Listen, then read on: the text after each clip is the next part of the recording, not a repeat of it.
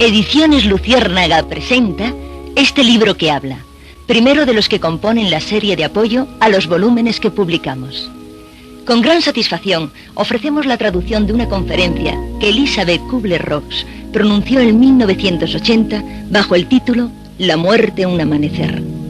El libro ha tenido un gran éxito entre los lectores de habla castellana, pero quedan aún muchas personas a las que no ha llegado su mensaje. Para ellas queremos recordar que la autora nació en Suiza, donde se doctoró en medicina, ejercitándola después durante 25 años en los hospitales de Nueva York. En la actualidad vive jubilada, pero aún muy activa en Virginia. Continuamente se desplaza para dar a conocer su obra. Hemos pensado también en aquellos que, conociendo ya el libro, pueden querer oírlo de nuevo, sentados en su coche al regresar a su casa o en el aparato que nos acompaña en el fin de semana. Puedo asegurar que es una manera agradable de recordar estos retazos de la experiencia que nos ofrece la doctora Elizabeth Kubler-Ross.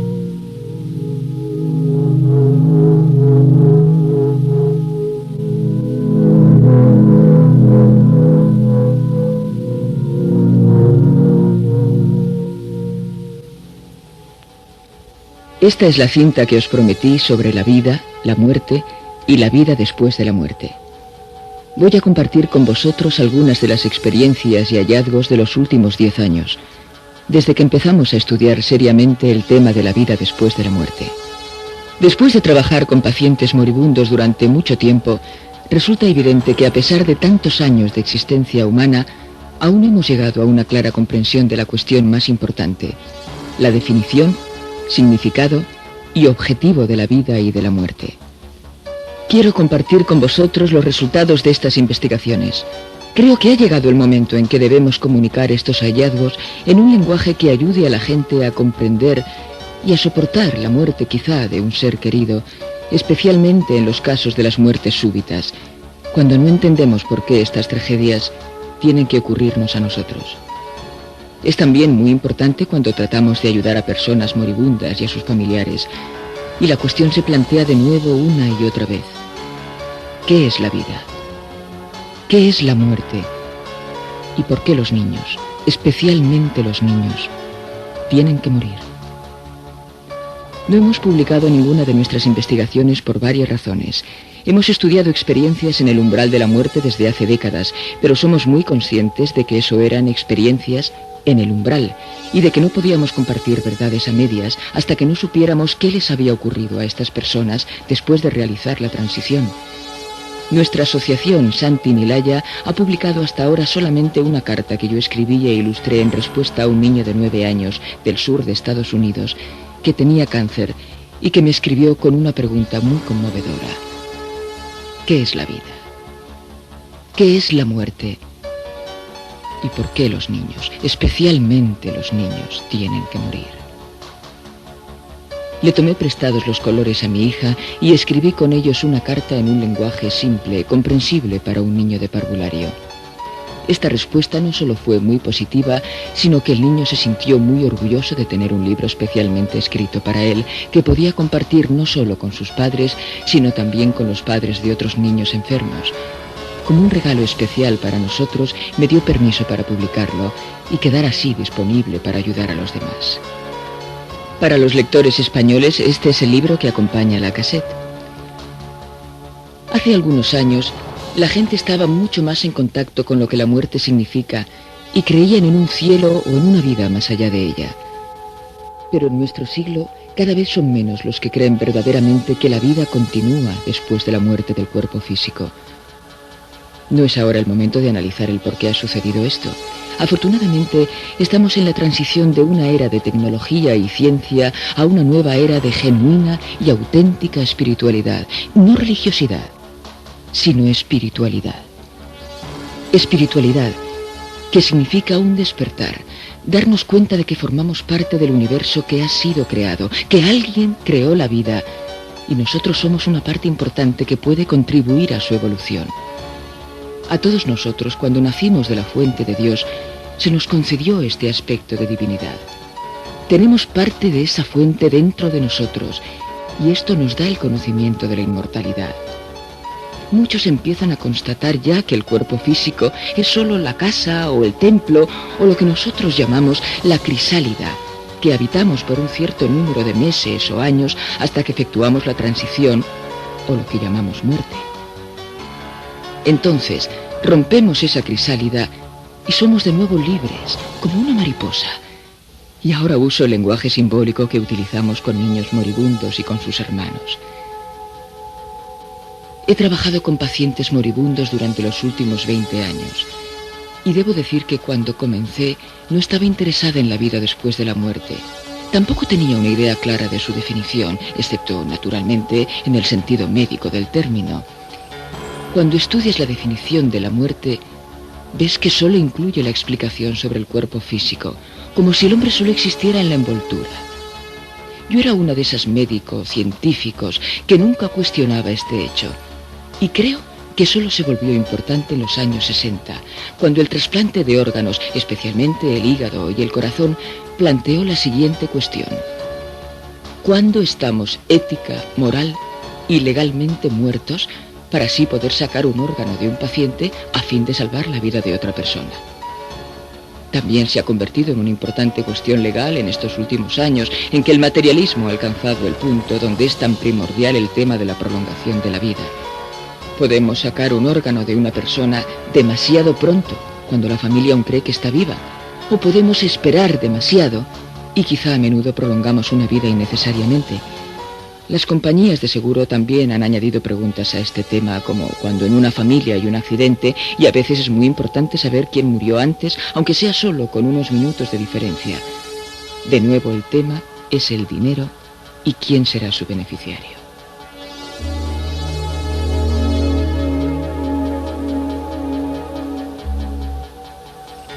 No hace falta decir que todo esto a mí me afectaba muy poco con mi experiencia estando al lado de la cama de mis pacientes moribundos. Yo era una persona muy escéptica, sin embargo, no pude por menos que observar algunas situaciones que ocurrían tan a menudo que empecé a preguntarme cómo era posible que nadie hubiese estudiado nunca las verdaderas cuestiones sobre la muerte, no por ninguna razón científica especial o para poder hacer uso de las conclusiones en el caso de un proceso judicial, sino simplemente por natural curiosidad.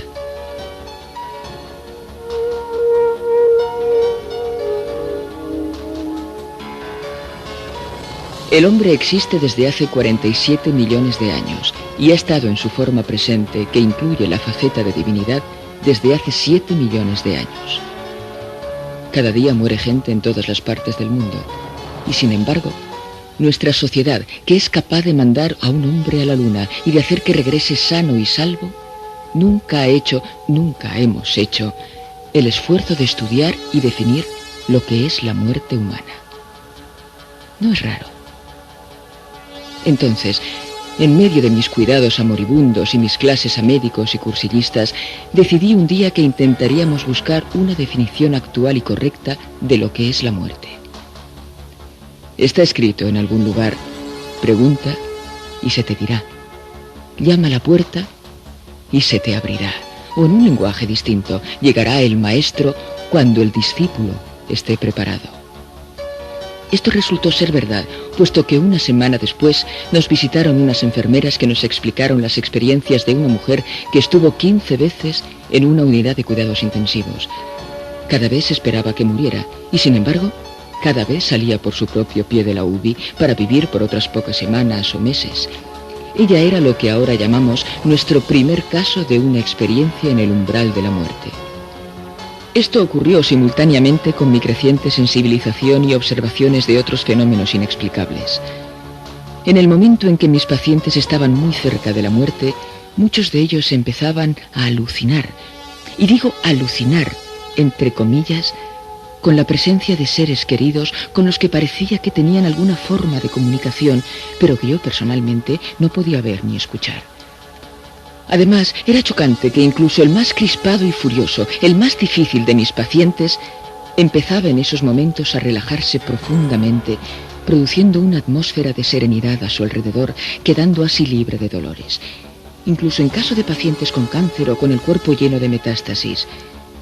Otro hecho que me sorprendía también era que inmediatamente después de la muerte, los rasgos de sus caras expresaban una increíble sensación de paz, serenidad y ecuanimidad que yo no podía comprender, ya que normalmente era una muerte que ocurría en un estado de tensión y furia o de profunda depresión. Mi tercera observación fue el hecho de que yo había estado mucho tiempo al lado de mis pacientes. Esto me permitía quererlos de manera que significaban mucho en mi vida y yo en la suya, en una forma muy íntima. Sin embargo, en los minutos después de su muerte no tenía ningún sentimiento para con ellos, y a menudo me preguntaba si no había algo mal en mí. Cuando miraba sus cuerpos, me parecía como si estuviera viendo el abrigo que desechamos cuando llega la primavera, sabiendo que no lo necesitamos más.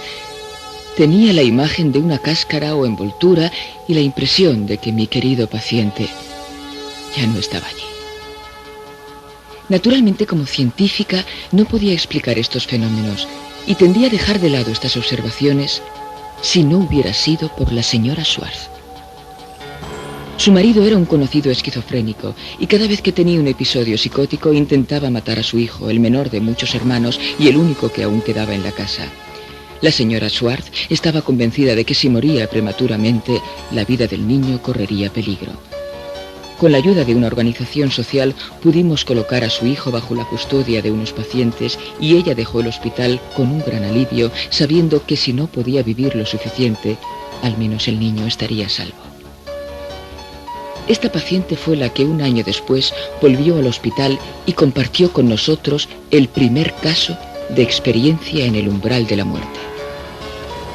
Había sido admitida en un hospital de Indiana ya que su estado, demasiado crítico, no permitía un traslado a un hospital de Chicago.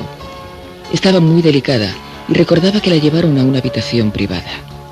Entonces empezó a reflexionar sobre si debía desafiar de nuevo la muerte y luchar para salvar a su hijo o simplemente podía relajarse en la cama y abandonar. De pronto vio cómo entraba una enfermera que la miró con espanto y se precipitó fuera de la habitación.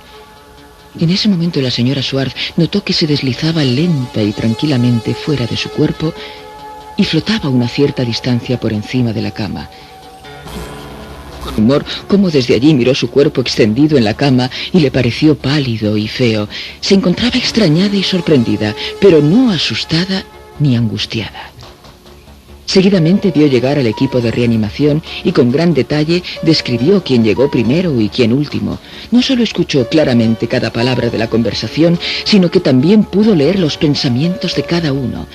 Sentía una gran necesidad de decir a los médicos y enfermeras que se relajaran, que no se dieran prisa puesto que se encontraba muy bien. Pero por más que se esforzaba desesperadamente en comunicarse, ellos se afanaban en intentar reanimar su cuerpo. Hasta que se dio cuenta de que ella podía oírlos y verlos, pero que ellos no podían verla a ella.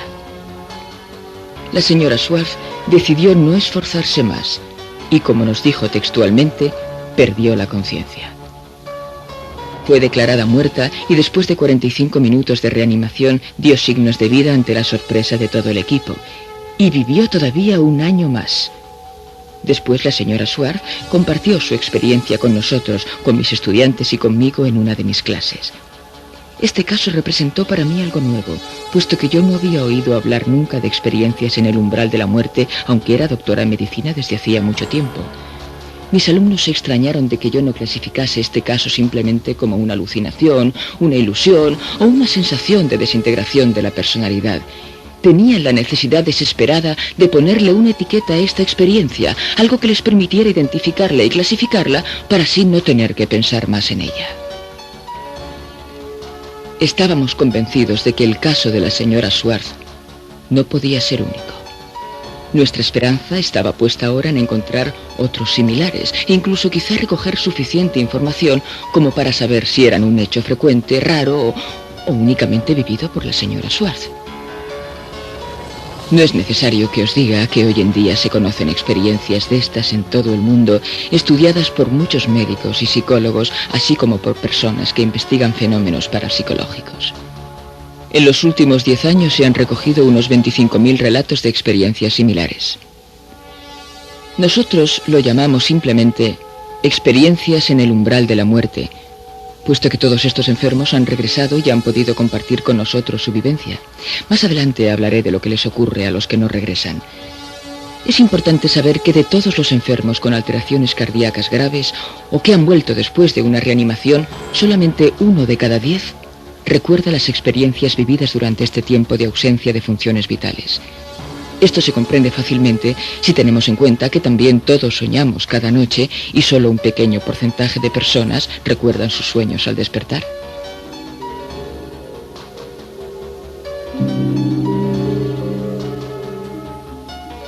Hemos ido reuniendo tales casos en varios países, aparte de los recogidos en los Estados Unidos, Canadá y Australia. La persona más joven tenía 2 años y la mayor era un hombre de 97. Disponemos así de testimonios de hombres con orígenes culturales distintos, como por ejemplo aborígenes de Australia, esquimales, hawaianos, hindús o pertenecientes a distintas religiones como budistas, protestantes, católicos, judíos y muchas personas sin religión ninguna, incluso muchos que se llaman a sí mismos agnósticos o ateos.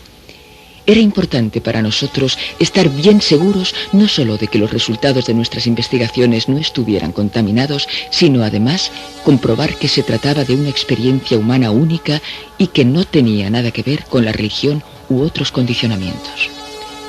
Podemos decir, después de todos estos años, que verdaderamente no están limitados a un cierto medio social y que no tienen nada que ver con una u otra religión. Tampoco tiene ninguna importancia que el fenómeno tenga lugar después de un accidente, intento de asesinato, intento de suicidio o muerte lenta.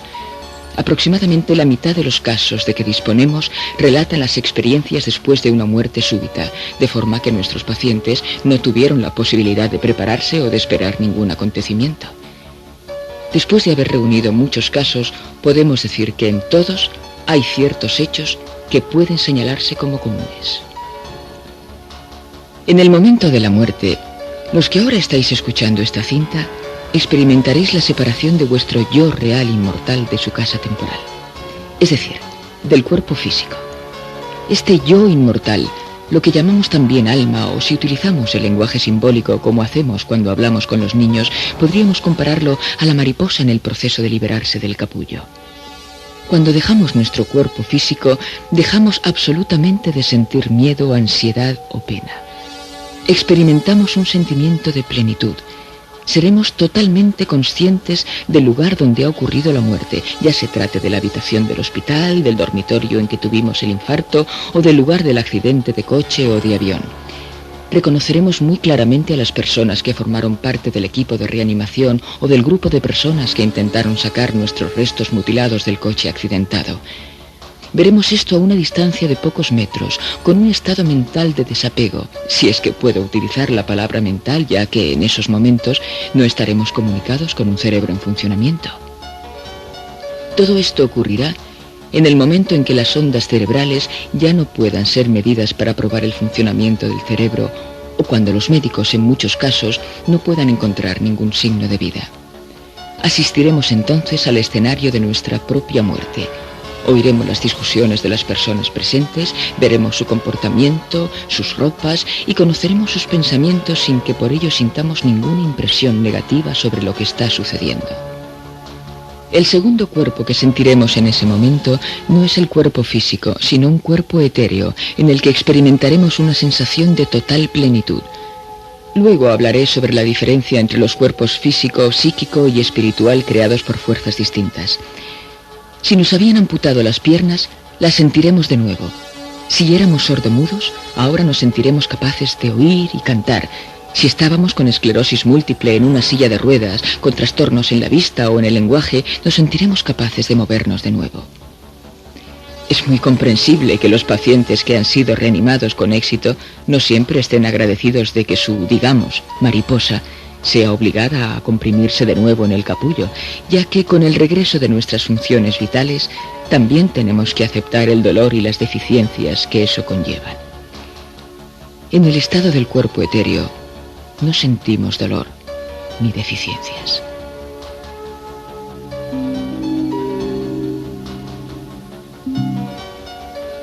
Muchos de mis colegas se preguntaban si estas experiencias no serían más que simples proyecciones mentales de los deseos del paciente.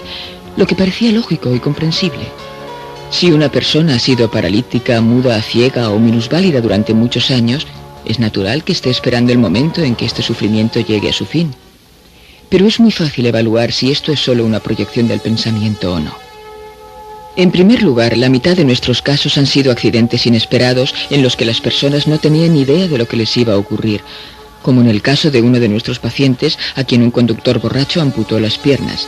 Cuando éste estaba fuera de su cuerpo físico, vio sus piernas amputadas en la autopista y, sin embargo, las sentía en su cuerpo etéreo. Así pues, podemos asumir que él no sabía que iba a perder sus dos piernas y por tanto no podía proyectar ese deseo mentalmente. Pero hay una forma mucho más fácil de rechazar la tesis de la proyección de deseo, y es utilizar a personas ciegas, que no tienen percepción de la luz. Les hemos preguntado cómo fue su experiencia en el umbral de la muerte. Si hubiera sido solo un sueño, no habrían podido describirnos el color del jersey, el diseño de la corbata o los más precisos detalles de dibujos, colores y formas de las ropas que utilizaban los presentes. Esto lo hemos hecho con personas totalmente ciegas, que no solo nos dieron los detalles de colores y formas, sino que nos describieron con precisión quién entró en la habitación y quién ayudó en la reanimación. Algo que una persona invidente nunca podría hacer. Aparte de la ausencia de dolor y de la experiencia de una plenitud física en un cuerpo al que llamamos cuerpo etéreo, es importante saber que en el momento de morir, nunca estás solo. Y hay 3 razones por las que nadie muere solo. Y cuando digo nadie, incluyo a la persona que muere en el desierto, a más de 100 millas de otro ser humano, o al astronauta que se halla solo en una cápsula en mitad del universo, pierde el rumbo y da vueltas en el espacio hasta morir. Hemos podido comprobar que nadie muere nunca solo, escuchando a niños con cáncer. Antes de morir, estos niños empiezan a ser conscientes de que pueden dejar su cuerpo físico y tener lo que llamamos una experiencia fuera del cuerpo. Todos podemos tener estos estados extracorpóreos durante ciertas fases del sueño, aunque pocos somos conscientes de ello. Los niños gravemente enfermos se vuelven mucho más sabios y espirituales que los niños sanos de su misma edad. Reconocen la capacidad de realizar estos viajes fuera de su cuerpo.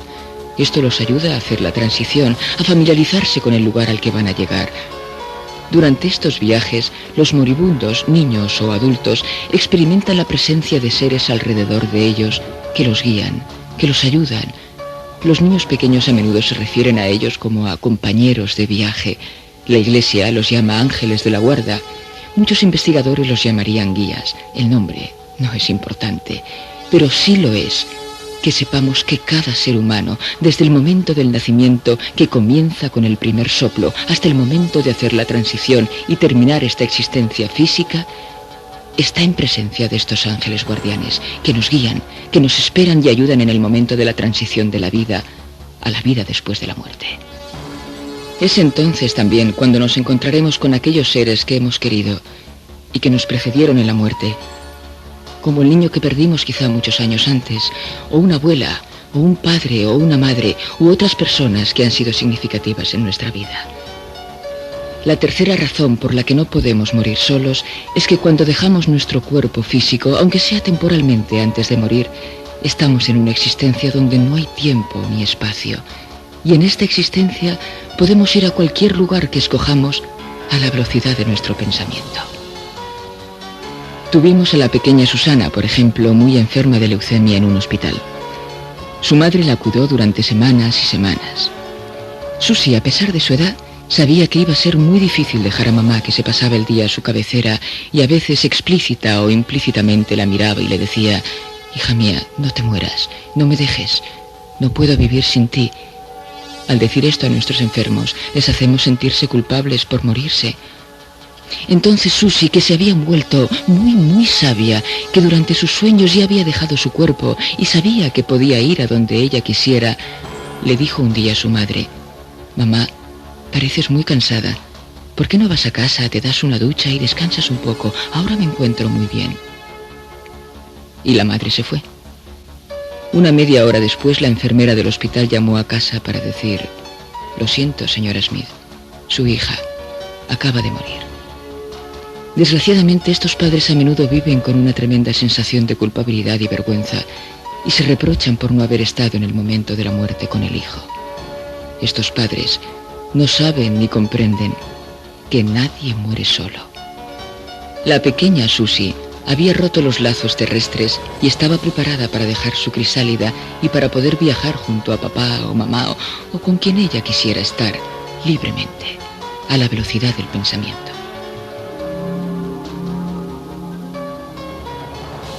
Viktor Frankl escribió El hombre en busca de sentido, donde narra su experiencia en los campos de concentración. Es probablemente el primer científico que ha comprobado y estudiado las experiencias fuera del cuerpo mucho antes de que nadie hablara de ellas. Estudió también los accidentes de alta montaña. Durante la caída, los alpinistas, por espacio de pocos segundos, veían pasar ante sus ojos las escenas más significativas de sus vidas. La misma experiencia confirmaban los que estuvieron cerca de la muerte por ahogo o en momentos de gran peligro.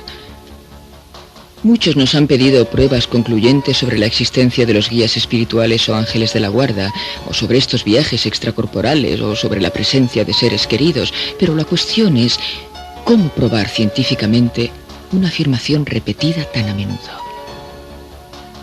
Como psiquiatra, para mí era chocante pensar que miles de hombres sobre la Tierra tenían la misma alucinación en el momento de la muerte.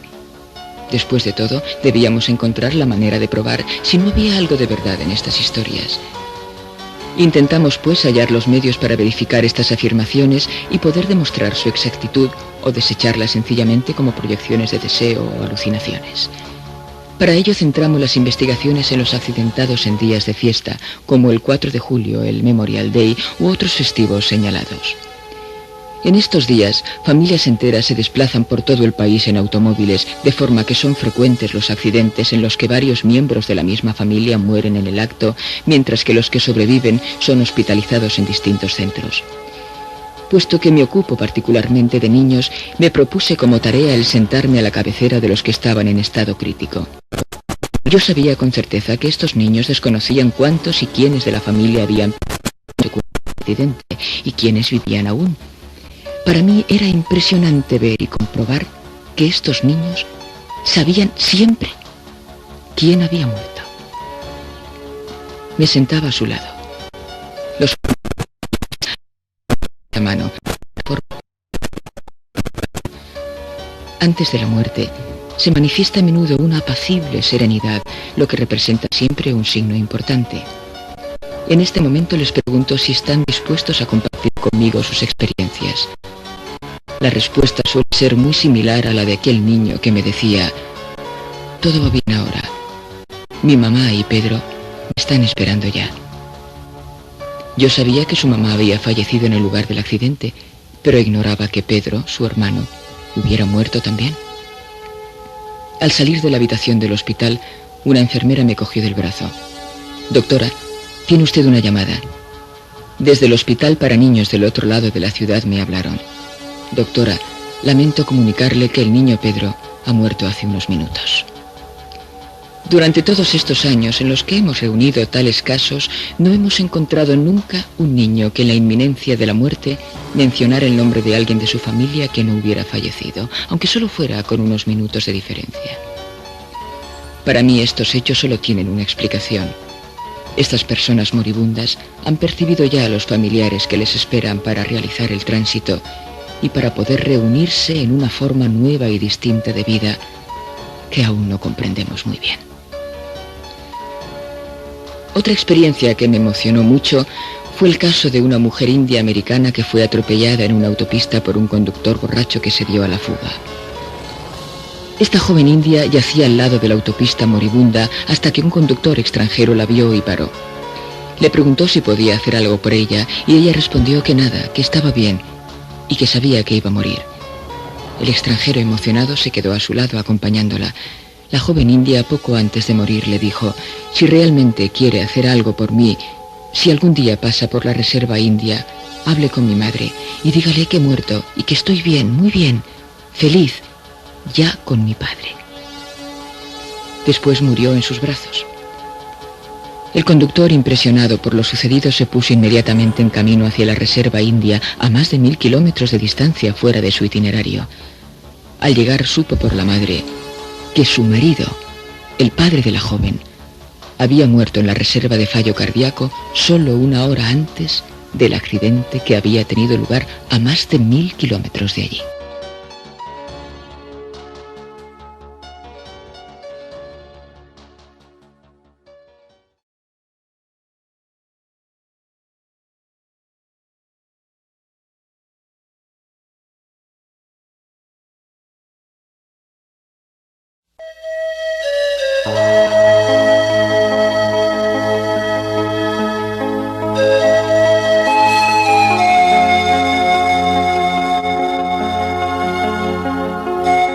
Tenemos muchos casos como este en los que pacientes en proceso de morir, ignorantes del fallecimiento de uno de los suyos, hablan sin embargo de ser recibidos por él. También sabemos que estos enfermos no tenían ningún interés en convencernos de la no existencia de la muerte, sino que únicamente querían compartir con nosotros una experiencia. Si vosotros mismos estáis dispuestos a abriros sin prejuicios, también podréis tener las vuestras en este terreno. En cada auditorio de 800 personas hay al menos 12 individuos que han tenido una experiencia semejante y que estarían dispuestos a compartirla con vosotros si tenéis la mente abierta y no caéis en la crítica, el negativismo, el enjuiciamiento y la obsesión por colgar la etiqueta de psiquiátrico. La única razón que impide hablar a estas personas es la increíble tendencia de nuestra sociedad que se obstina en ridiculizar o negar estas vivencias porque nos hace sentir incómodos y no cuadran con nuestros preceptos. Esta historia es el caso más dramático e inolvidable que he conocido de ese pedid y se os dará. Un hombre esperaba a toda su familia, su suegro, esposa y 8 hijos que viajaban juntos desde casa de unos parientes para reunirse con él en el Memorial Day. Durante el viaje, la furgoneta familiar chocó contra un camión cisterna cargado de gasolina. La gasolina se volcó sobre la furgoneta y toda la familia murió quemada. El hombre, al enterarse de la noticia, se quedó en estado de shock y sin poder reaccionar durante varias semanas. Dejó de trabajar, quedó incapacitado para comunicarse y, para cortar la historia, empezó a beber y a drogarse con cualquier cosa que le suprimiera el dolor, incluso heroína, convirtiéndose en poco tiempo en un vagabundo alcohólico, incapaz de mantener un trabajo. En el curso de una de mis agotadoras giras, tras haber terminado mi segunda conferencia en un mismo día sobre vida después de la vida en el Hospicio de Santa Bárbara, un grupo del personal sanitario me pidió que diera otra conferencia. Al aceptar me di cuenta de lo cansada que estaba y me dije a mí misma, Dios mío, ¿por qué no me envías algún oyente que haya tenido una experiencia en el umbral de la muerte y que esté dispuesto a compartirla con los demás, para que así yo pueda descansar un poco y ellos tengan un testimonio de primera mano en vez de oír mis historias una y otra vez? En ese momento, el organizador del grupo me dio un papel con el mensaje de un vagabundo, así se describía, que estaba dispuesto a contar su caso. Unos momentos después aparecía ante el auditorio y en vez de un vagabundo se presentó un hombre bastante bien vestido, algo sofisticado, y le rogué que compartiera con nosotros su historia. Nos contó cómo anhelaba la llegada de su familia ese fin de semana y cómo todos murieron quemados en el trágico accidente. Nos contó su shock, su incredulidad ante el hecho de estar solo después de haber tenido mujer e hijos, su incapacidad para superar esto y cómo cambió su situación de bienestar de padre de familia de clase media por la de un vagabundo cada día borracho de la mañana a la noche. Su último recuerdo, tras 2 años de vagar de un lado a otro, intentando desesperada y vanamente suicidarse para reunirse con su familia, es el de una noche en la que estaba tirado en una calle, cuando de pronto divisó un camión que se le acercaba, y sin fuerza siquiera para moverse, notó cómo literalmente le pasaba por encima. De pronto se vio a sí mismo elevado unos metros sobre su cuerpo gravemente herido, y en ese momento se encontró con toda su familia. Aparecieron ante él envueltos en una luz resplandeciente, con un increíble sentimiento de amor, con sonrisas felices en sus caras, simplemente ahí, presentes, sin comunicarse en ninguna forma verbal, sino como en una transmisión de pensamiento, y compartieron con él la alegría y felicidad de su existencia presente. Este hombre no pudo decirnos cuánto tiempo duró la reunión, pero quedó tan turbado por su belleza, por su radiación, por su amor incondicional, que prometió no seguirlos, no tocarlos, sino volver a su cuerpo físico y compartir con el resto del mundo su experiencia como una forma de redención por el mal uso que había hecho de su vida durante 2 años. Después de esto, se volvió a encontrar en la escena del accidente y vio cómo el conductor del camión ponía su cuerpo en el interior y cómo llegaba la ambulancia que lo transportó al hospital más cercano, donde en la sala de urgencias lo ataron a una cama. Finalmente allí volvió a entrar en su cuerpo físico. Se despertó, arrancó las correas con que lo habían atado y abandonó el hospital literalmente por su propio pie, sin mostrar nunca más delirium tremens ni ningún efecto secundario de su arraigada adicción a las drogas y al alcohol. Se sentía curado y restablecido. Se prometió a sí mismo que no moriría hasta tener la oportunidad de compartir su experiencia sobre la vida después de la muerte con tanta gente como le fuera posible. Cuando leyó en el periódico que yo venía a Santa Bárbara, me mandó el mensaje al hospital y yo, al invitarlo a exponer su experiencia, le permití cumplir su promesa. No sabemos lo que fue de este hombre desde entonces, pero nunca olvidaré el fulgor de sus ojos, la alegría y gratitud que experimentó al permitírsele compartir con un grupo de centenares de trabajadores de un hospital la convicción de que nuestro cuerpo físico no es más que una envoltura pasajera rodeada de un yo inmortal.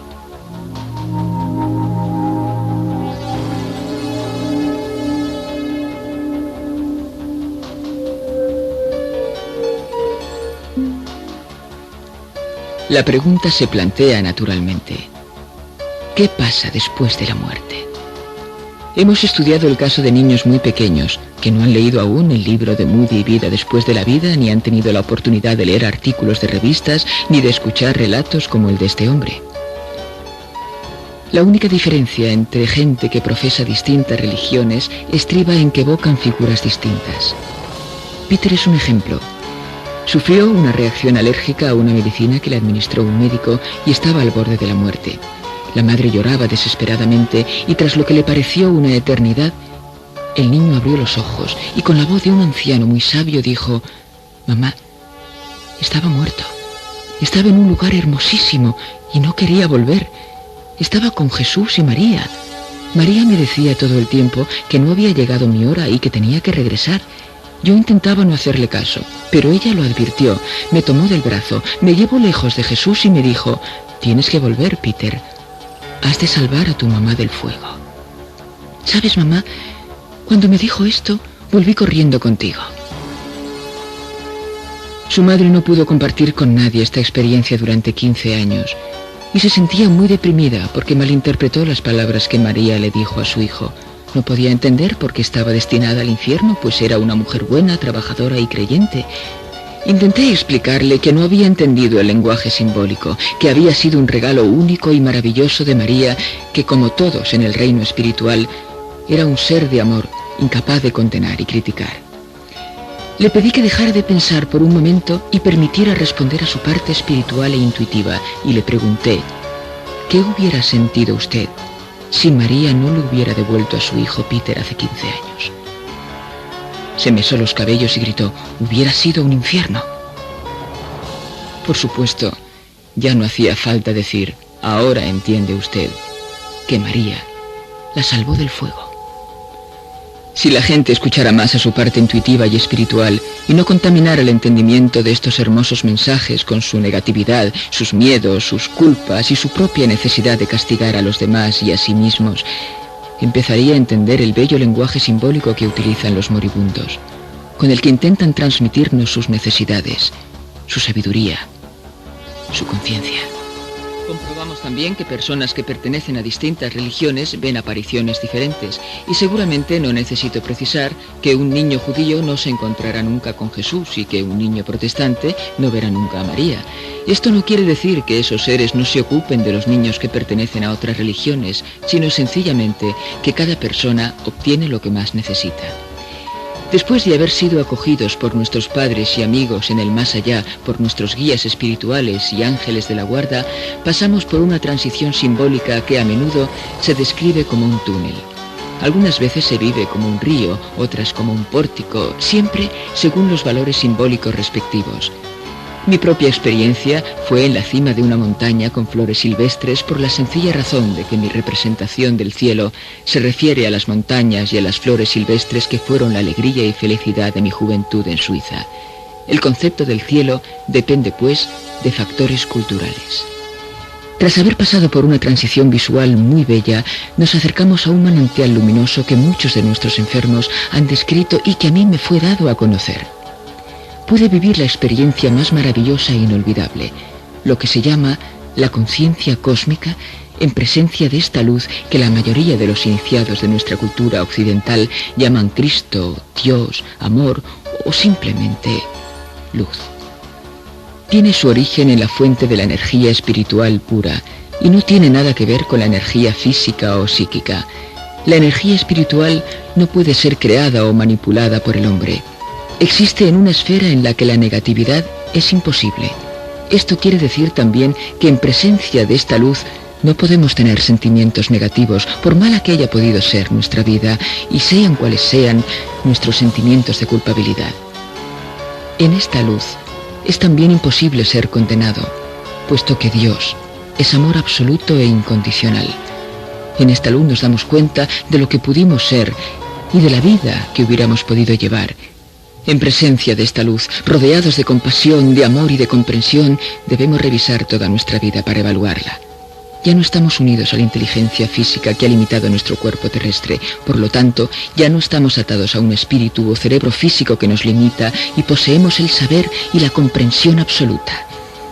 Es ahora cuando debemos revisar, evaluar y juzgar cada pensamiento, cada palabra y cada acto de nuestra existencia, y cuando comprendemos sus efectos sobre nuestro prójimo.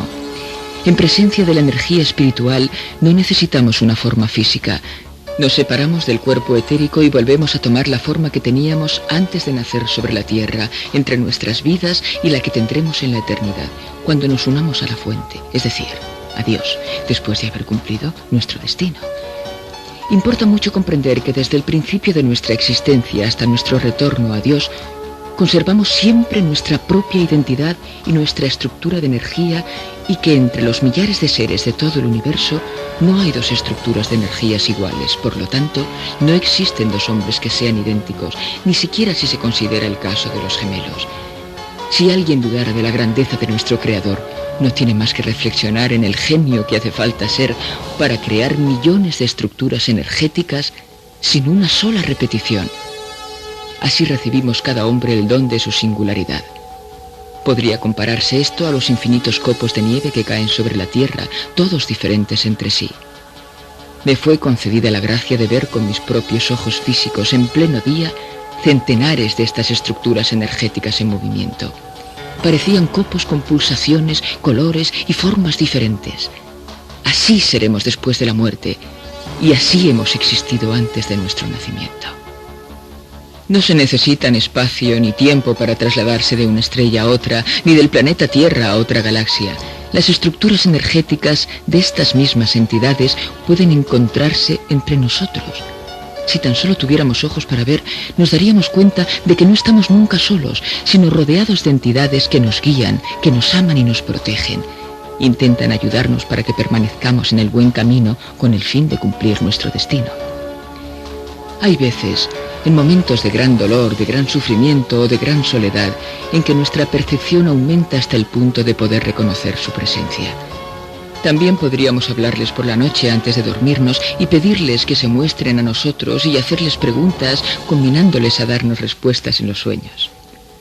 Los que recuerdan los sueños saben que muchas de nuestras preguntas encuentran allí una respuesta. En la medida en que nos acercamos a nuestra entidad interior, a nuestro yo espiritual, nos damos cuenta de cómo somos guiados por esta entidad interior, que es la nuestra y que representa nuestro yo omnisciente, esta parte inmortal, lo que llamamos mariposa.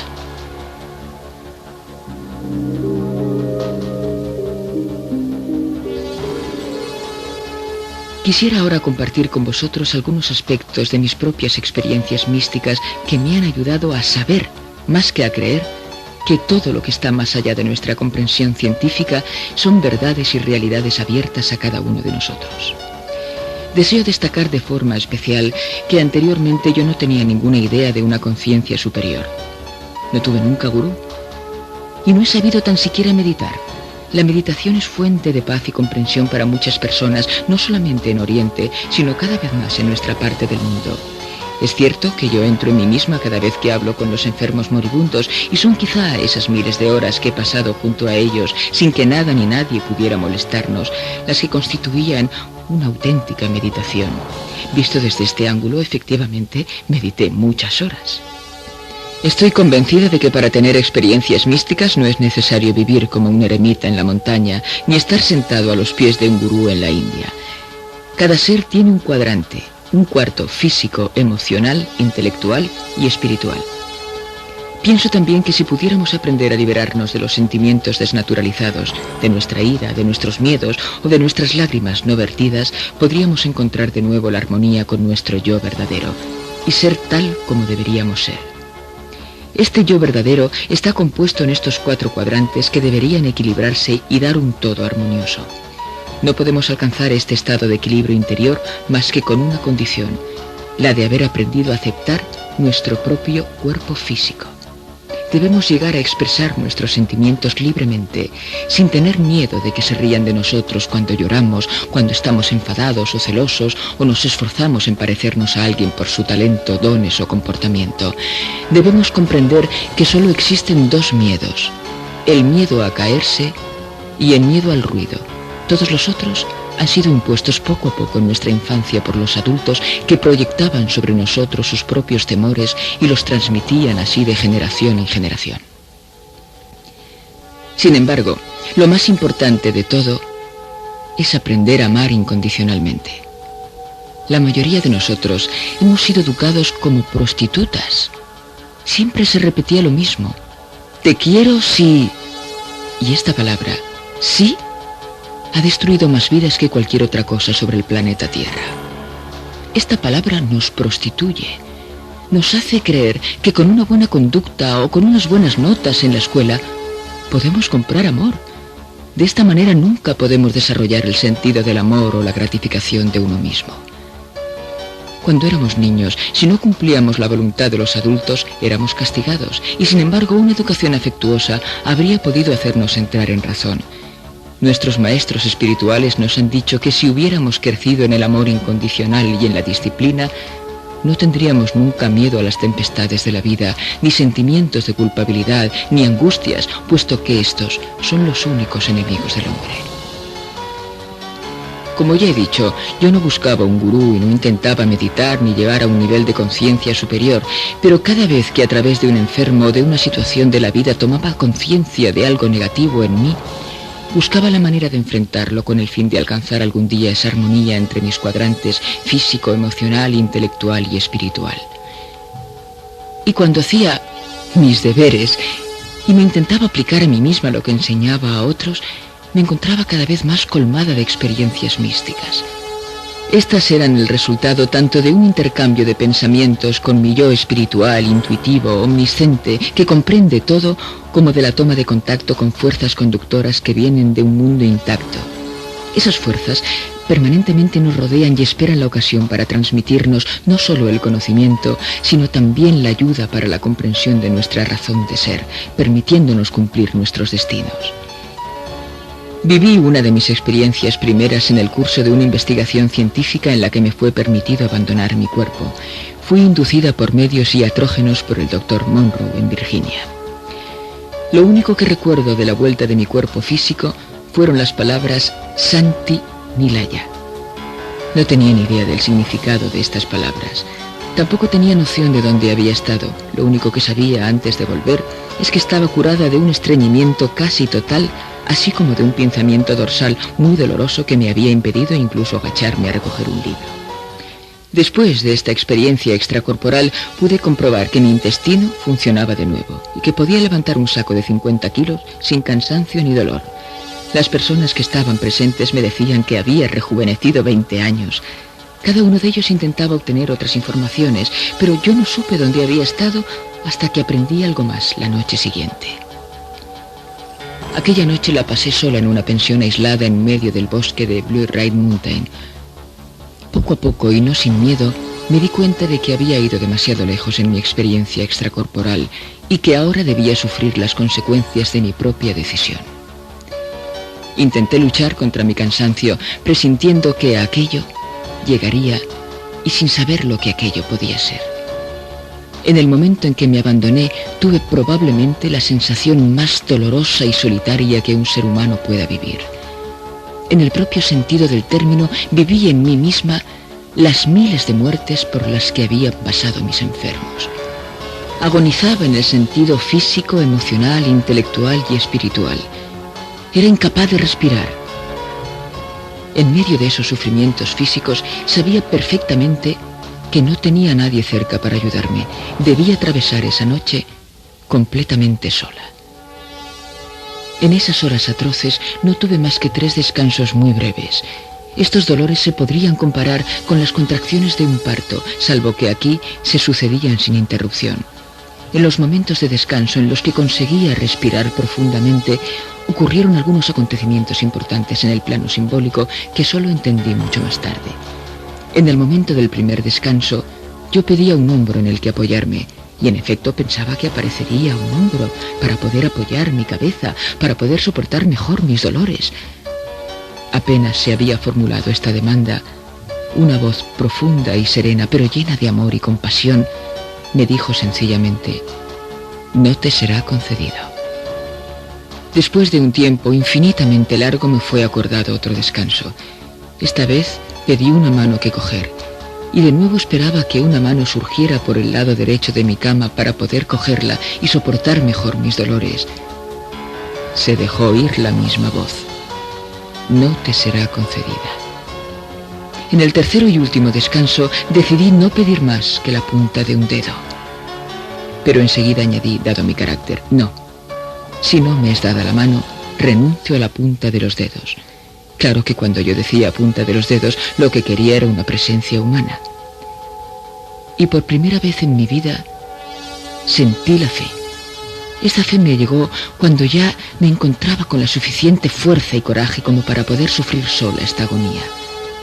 De pronto comprendí que solo tenía que cesar en mi lucha, transformar mi resistencia en sumisión apacible y positiva y decir sencillamente: sí. En el mismo momento en que dije sí mentalmente, cesaron los sufrimientos, se calmó mi respiración y desapareció el dolor físico. En lugar de esas miles de muertes, fui gratificada con una experiencia de renacimiento que no podría ser descrita con nuestro lenguaje. Al principio hubo una vibración o pulsación muy rápida a nivel del vientre que se extendió por todo mi cuerpo. Esto no fue todo, porque esta vibración se extendió a todo lo que yo miraba, fuera el techo, la pared, el suelo, los muebles, la cama, la ventana y hasta el cielo que veía a través de ella. Los árboles también fueron alcanzados. Tenía la impresión de que la tierra entera vibraba en cada molécula. Después vi algo que se parecía al capullo de una flor de loto que se abría delante de mí para convertirse en una flor maravillosa, y detrás aparecía esa luz esplendorosa de la que hablaban siempre mis enfermos. Cuando me aproximé a la luz, a través de la flor de loto abierta y vibrante, fui atraída por ella suavemente, pero cada vez con más intensidad. Fui atraída por el amor inimaginable, incondicional, hasta fundirme completamente en él. En el instante en que me uní a esa fuente de luz, cesaron todas las vibraciones, me invadió una gran calma y caí en un trance parecido a un sueño profundo. Cuando me desperté de nuevo 1 hora y media más tarde aproximadamente, me puse el vestido y las sandalias y bajé a la colina.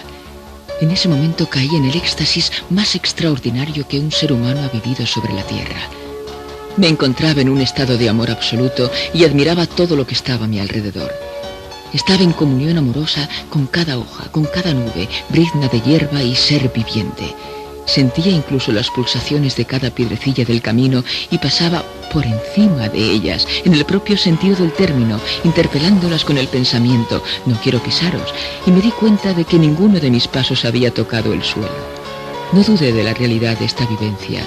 Se trataba sencillamente de una percepción como resultado de la conciencia cósmica. Me fue permitido reconocer la vida en cada cosa de la naturaleza, con ese amor que soy incapaz de formular.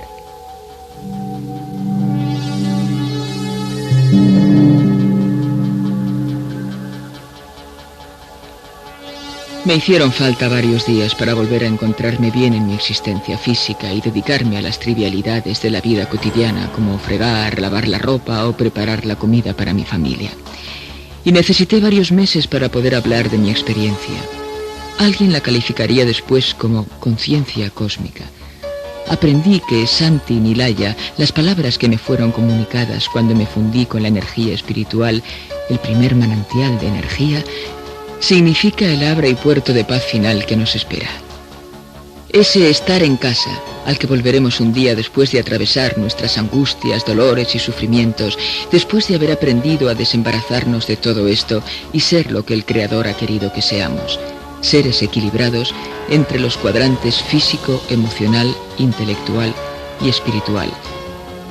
Seres que han comprendido que el amor verdadero no es posesivo y no pone condiciones con el sí condicionante. Mientras vivamos una vida de amor total, estaremos sanos e intactos y seremos capaces de cumplir en una sola existencia las tareas y los fines que nos han sido asignados. La experiencia que acabo de relataros cambió mi vida de una manera que no sabría explicar.